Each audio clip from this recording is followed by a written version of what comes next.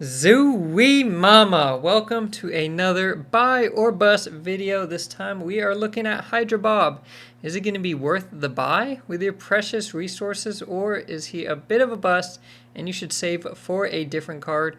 We're going to talk about that in this video. Okay, now Hydra Bob comes to Spotlights the very first week of this new season for July, on July 9th, alongside Nebula and Galactus. So not a bad Spotlight cashier. Hydra Bob is a 1-cost 4-powered card with the ability after each turn, Hydra Bob will move if a player snapped that turn. Okay, so Hydra Bob can move up to twice. If you play Hydra Bob turn 1, and let's say you just want to snap turn 1, that's great. At the end of the turn, Hydra Bob will move to a random location. Okay, so it's going to be a 50-50 which of the other two locations he moves to. Now on turn 2, you've already snapped, you can't snap again. If your opponent snaps, then Hydra Bob would move again at the end of turn 2. But if nobody snapped on turn 2, then Hydra Bob sits still. Okay, and he would only move again if your opponent snapped later in the game. I just wanted to add that clarification. He's only moving at the end of a turn where a player snapped. It's not that once you snap, he moves at the end of every turn. Okay, he only moves up to 2 times. Now I'm going to talk about his best synergies, some counters to Hydra Bob, the good, the bad. I'll give you 3 deck ideas if you want to try out Hydra Bob right on release with some nice decks, and I'll just give my final ratings. So let's get into it. So when we're talking about the best card synergies for Hydra Bob, we have to talk about Miles Morales. Okay, now Miles was just buffed to have 6 power, and with Bob, you can just play him right away. I mean, you could literally play Bob turn 1, snap turn 1. At the end of that turn, he moves, so turn 2, you could go ahead and play Miles Morales. That is the quickest Miles Morales you could get out in the game. Okay, so on turn 2, you have this 4-power Hydra Bob, you got a 6-power Miles Morales, and you could even play like another 1-cost card that turn. So the very fast tempo power you can get on the board is very powerful. Okay, it's just good.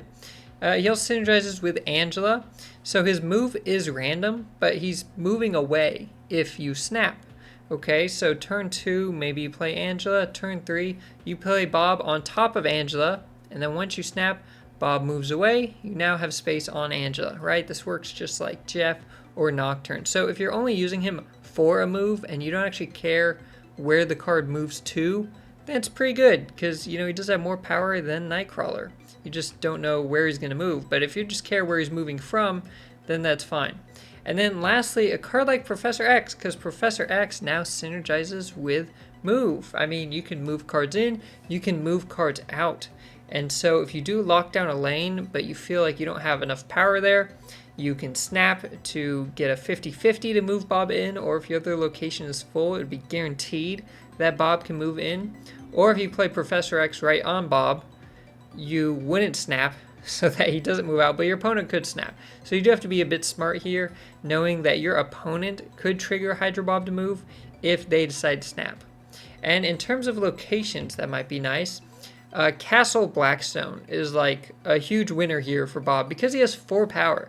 I mean, he is a 1/4, and yes, you can snap to move him, but that's some of the best power you can get down on turn 1, okay? So with that tempo, this really favors locations that reward just early power. Even a location like TVA where the game ends on turn 4, like just having cheap, high-power cards really get rewarded with that. And then Mirror Island is another case like Angela where you play this card there, you're going to let it power up each turn, and then later on you can just snap and move that power to a different location. Okay, it doesn't matter where he's moving to, it just matters where he's moving from, and that's very nice. Now, if you do decide to pick up Hydra Bob, here are some cards that you need to look out for. The obvious one is Killmonger, right? We're not seeing a ton of Killmonger right now, but let's say Hydra Bob did get really popular, or you just had more Zoo decks or 1-cost cards in the meta, or your opponent's playing Arishem and they keep getting Killmonger from Arishem, right? He's gonna die. He's just done. Even if you had armor on his lane, your opponent could snap to make a move and then kill him. I mean, you'd really only be able to protect him with Kyera.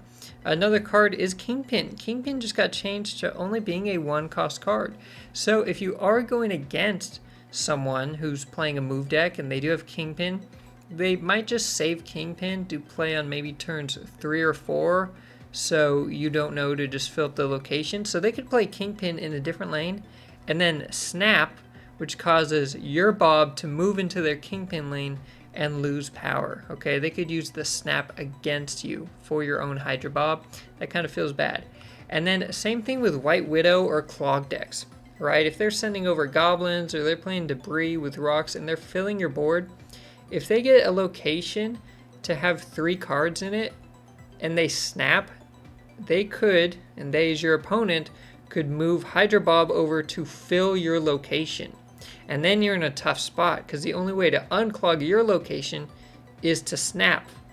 But now you're committing more cubes. Like that snap may be very risky, you know. So your opponent being able to manipulate your card and choose when your card moves can be kind of tough. Now to look at the good and the bad for Hydra Bob, we will start off with the good as always. First up, it's new design space. It's just interesting. We now have a card that interacts with the snap. Currently in Marvel Snap, snapping only does one thing. It just ups the cubes, okay, so you can get more cubes in rank to climb faster, or in conquest mode, right, it's just higher stakes.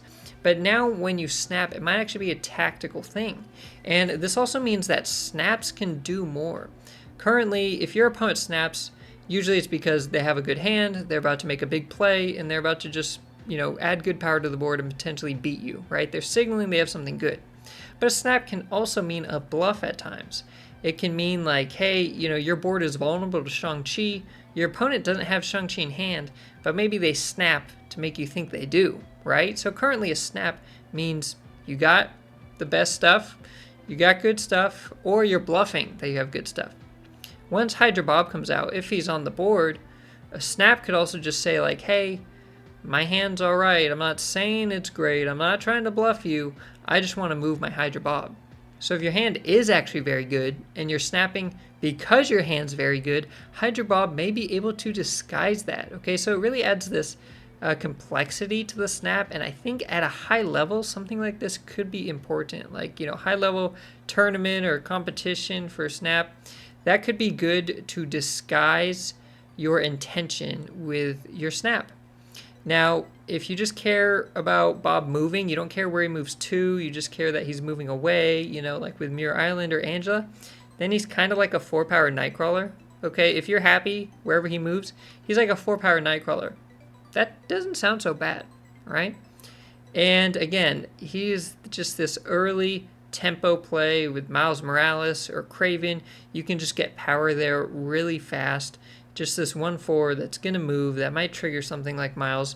It's going to be good for early tempo. And when I say tempo, I just mean getting the lead on your opponent, okay? Starting the game off with more power, having a faster start. You're going to have priority. That may be helpful for some cards if you're looking to stop your opponent with like a Cosmo, or later on with Goliath, you want priority. Hydra Bob can really help with tempo. Now, what about the bad? Well, 4 power isn't that crazy. Okay, I mentioned how a 4-power Nightcrawler would be good. Like, if they just gave Nightcrawler plus 2 power, that's awesome. But if you don't snap, or the snap doesn't matter, where Hydra Bob moves to or where he moves from doesn't matter, then he's kind of like a Misty Knight with plus 2 power, right? Instead of being a Nightcrawler with 2 extra power, he's a Misty Knight with 2 extra power. Like, if he doesn't move, or the move doesn't matter, he basically has no ability, and he's just a 1/4. I can put Ant-Man in my deck and have a 1/5. You can play Titania on a full location and have a 1/5.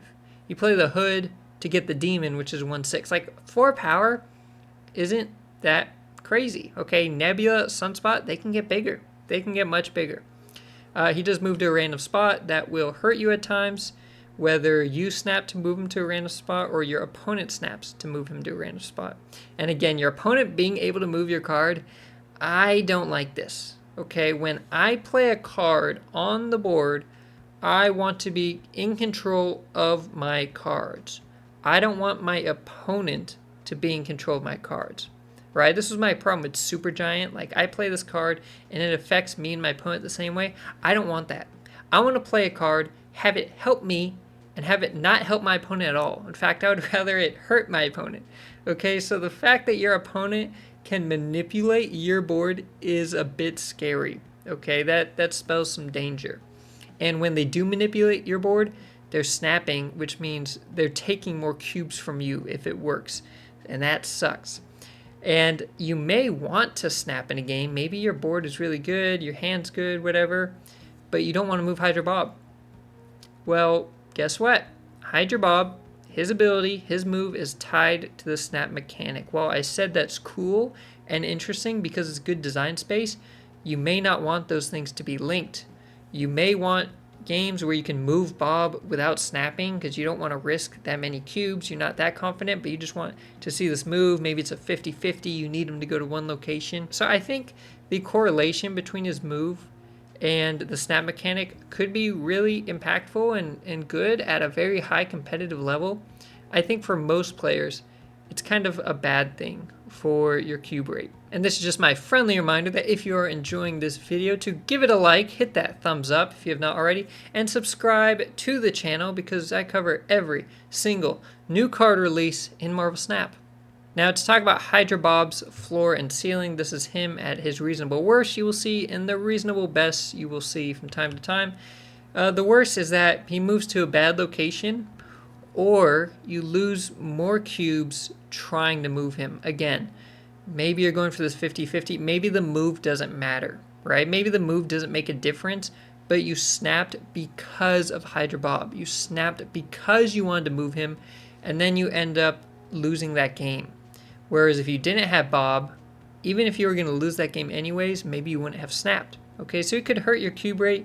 So in this case, yeah, he's a 1-4, but it's RNG where he gets played or where he moves to, and you're losing cubes because of it. Okay, you do not want to lose cubes. He's going to have situations where maybe he kind of feels like Martyr, and Martyr sucks. Okay, so this is not viable. You do not want a card that will lose you games or lose you cubes, and it's obviously not competitive. Now, what about his ceiling? Well, I don't think he has that big of a range, but the ceiling is that you snap. You, the person playing Hydra Bob, snaps to move him, and it's a good move, okay? Whether he's moving to a good spot, maybe you win the 50-50, you know, he lands on a Kraven lane, Kraven gets +2 power, or he's moving out of Angela's lane, so he powered up Angela, and then he's freeing up space, or he's just moving to a great location, okay? Maybe you had Sanctum Sanctorum on the board, and you snap to move him in there. In order for your opponent to move him out, they would need to snap, but you could, you know, fill your other locations or something.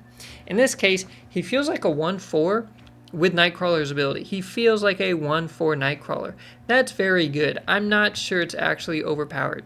If they said, hey, Nightcrawler's getting +2 power, would more people play Nightcrawler? Sure, they would. They would, I would. He would feel great, but I'm still not sure it's overpowered. It's still just 4 power, okay? It's kind of weird with Jeff only being 3 power, but, you know, I don't think this ability is too crazy even when it hits good, right? When Hydra Bob pops off, I don't think it's too crazy. He doesn't have the highest ceiling to me. In terms of the average, I think the move doesn't matter. I think usually the move will not matter. So he's going to move somewhere that doesn't make a difference. Now, again, if you're playing with Angela or somewhere where he moves from, that might matter a bit. But usually he's just going to feel like a 1-4 with no ability. This is what I think. That's what I predict. He's going to feel like a Misty Knight that has 4 power instead of 2 power. And, you know, that's okay. Would you play a 1-4 Misty Knight? Probably not. Okay, and he's not getting buffed by Patriot.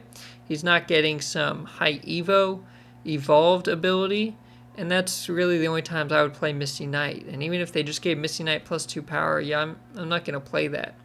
So a 1-5 might feel too good, right? That might be just too good, just 1-5, no ability kind of thing. But 1-4 maybe feels too weak. So let me know what you guys think of this average. I think usually the move doesn't matter. Let me know if you think I'm wrong.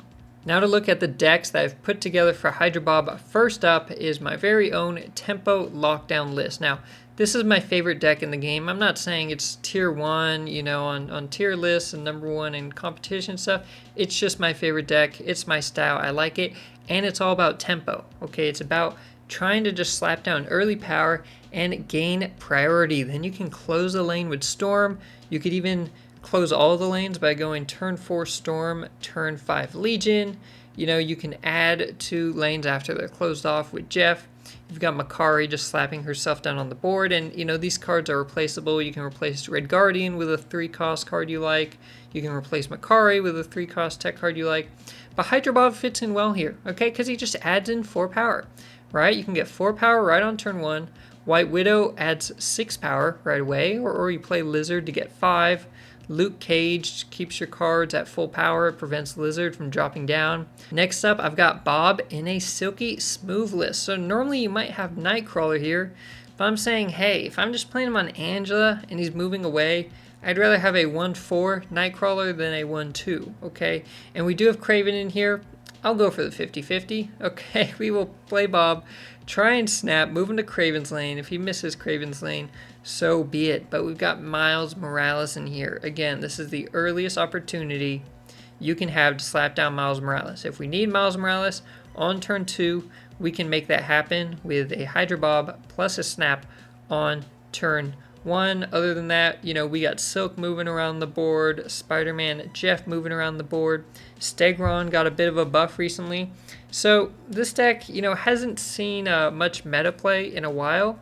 Maybe it starts making a comeback. I mean, again, Stegron has extra power. Miles Morales has extra power. Hydra Bob can act like a Nightcrawler with extra power. I mean, we're seeing a little power boost here and there. Is it enough? We'll have to see. And last up, we've got Bob in a Zoo deck. Okay, this is a pretty classic list.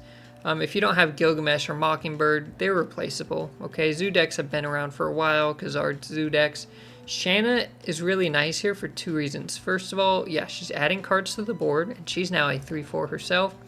And when you fill the locations, that's great for Dazzler, because Dazzler gets powered up if all the locations are full. But it's also good for Hydra Bob, because if you don't want to move Bob, you just fill the board anyways with this deck, and now you can snap freely, right? He's not going to move. He's just a 1-4. You got Ant-Man, who's just a 1-5. I mean, you just kind of have these big power 1-cost cards. Again, 4 power isn't the biggest thing you can get for 1 cost, but it's a good stat line. Okay, it is just good power. So I could see Hydra Bob seeing some real play in this type of deck. Now, to give my rankings on the Spotlight with Hydra Bob, Nebula, and Galactus, the token value, it's good. Nebula is a Series 4 card. If you really just need her, you can just go buy her with 3,000 tokens.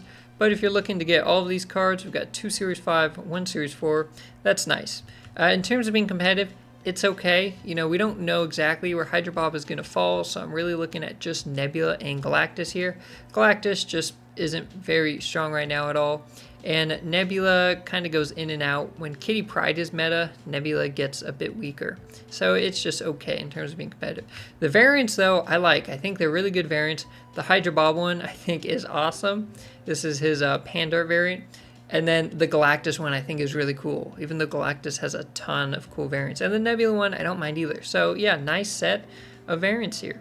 So for my final predictions and ratings for Hydra Bob himself, in terms of being fun, I think he has good levels of fun. Okay, he's not amazing in terms of what he's doing, but for a 1-cost card that can do something and does involve some RNG, which adds anticipation, that's kind of fun, and it's something new. Again, he's connecting something that happens in the game with the snap mechanic. Okay, if you snap, not only do you have the potential to win more cubes, you have a potential to change the outcome of the game and who gets those cubes. That's just plain interesting. In terms of being flexible, I actually think he's really flexible. Okay, he doesn't need any synergy. Yeah, you probably want to try and synergize him a bit, but if you really like him, or if he ends up being really strong, or you know they buff him to be like a 1-5, you could just see Hydra Bob in every deck, right? He doesn't have many requirements. You just play him and see the power on the board. In terms of being competitive, I think he's bad. Okay, I do. I think he's bad. I used to think he was okay, but the more I think about it, I think he just gets replaced. I mean, again, he's 4 power, and it's not even like Nocturne, where, you know, Nocturne fits into these flex spots for 3-cost cards, and Nocturne's like one of the best 3 cards, if not the best, and one of the best cards in the game right now. But it's hard to replace Nocturne exactly because she's doing 2 things, right? She's moving and she's changing the location. Hydra Bob is just sometimes moving and you don't know where he's moving. And sometimes you don't want to snap to move him, or you want to move him but you don't want to snap. So you could just play Nightcrawler, which is less power, but you move consistently, and only you get to choose to move it, not your opponents. Or if you just want power from one cost, you can just play Ant-Man or Titania. Probably not Martyr unless you're filling your board. So I think he just doesn't make the cut. There's a lot of one-cost cards in the game. A lot of them can get more powerful than Bob, and you don't want too many one-cost cards in your deck. Most decks run like 2 of them. Okay, some more if you're going for like Zeus style, but he just gets replaced. And as soon as they release another one-cost card, even if you do end up liking Hydra Bob, or if he ends up seeing a little bit of play, once they release another one-cost card with decent power, that might just replace him. Okay, so if he could move to a set location, that would just be a better Nightcrawler, and he would be, maybe good. But I'm not seeing it. I think a 1-4 is too weak, and a 1-5 is maybe too strong. I don't know. He's kind of in an awkward spot for me. But my recommendation is to not get him. Or at least wait a couple days, right? Obviously, I could be wrong. He could be good. Maybe he does see a lot of play. But wait and see. Don't jump trying to get him right away unless you just love him as a character and you want him no matter what. Because I don't think he's going to make an impact on the meta. I don't think he's going to see too much play. So those are my thoughts on Hydra Bob. Let me know what your thoughts are on him. If you are excited for him, if you do plan to get him, and maybe you think I'm wrong in my evaluation and prediction, or if you're not too excited. Okay, let me know what you think his best combos and decks will be in the comments down below. And until then, stay positive. I'll see you next time.